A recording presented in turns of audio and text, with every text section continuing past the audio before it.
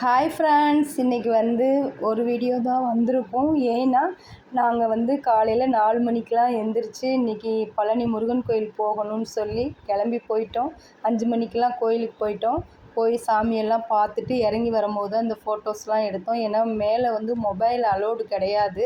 அதனால கீழே தான் ஃபோட்டோலாம் எடுத்துகிட்டு அப்படியே என் வீட்டுக்காரோடு நான் அப்படியே பேசிகிட்டே வீடியோ எடுத்துகிட்டு வரேன்.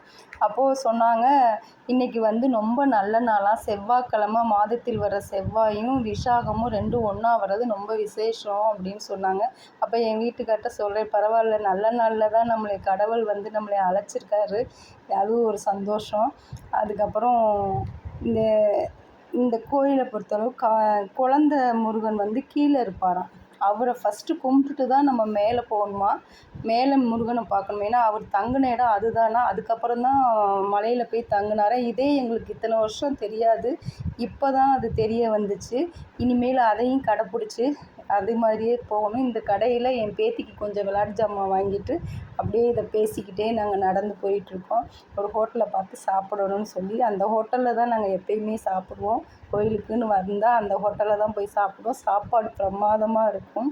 சாப்பிட்டு முடிச்சுட்டு வடை, பாயாசம், ரசம், 2 வகை காய், செம்மையாக இருக்கும் சாப்பாடு. எப்போ போனாலும் இந்த கடையில் சாப்பிட்டு வாங்க. கீழே தான் அந்த கடை இருக்குது.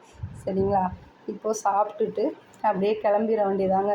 இன்றைக்கி ஒரு நல்ல ஒரு நிறைவான ஒரு நாளாக இருந்துச்சு எனக்கு. ஏன்னா சில விஷயங்கள்லாம் தெரியாது. இன்றைக்கி அதெல்லாமே நான் தெரிஞ்சுக்கிட்டேங்கிறது ரொம்ப ஒரு சந்தோஷம். இனிமேல் அதை அப்படியே கடைப்பிடிச்சி நம்ம இனிமேல் கோயிலுக்கு போகணுன்னு நான் ரொம்ப சந்தோஷப்பட்டேன். பிடிச்சிருந்தால் லைக் பண்ணுங்கள், ஷேர் பண்ணுங்கள், முக்கியமாக சப்ஸ்கிரைப் பண்ணாங்க சப்ஸ்கிரைப் பண்ணுங்கள். பாய்.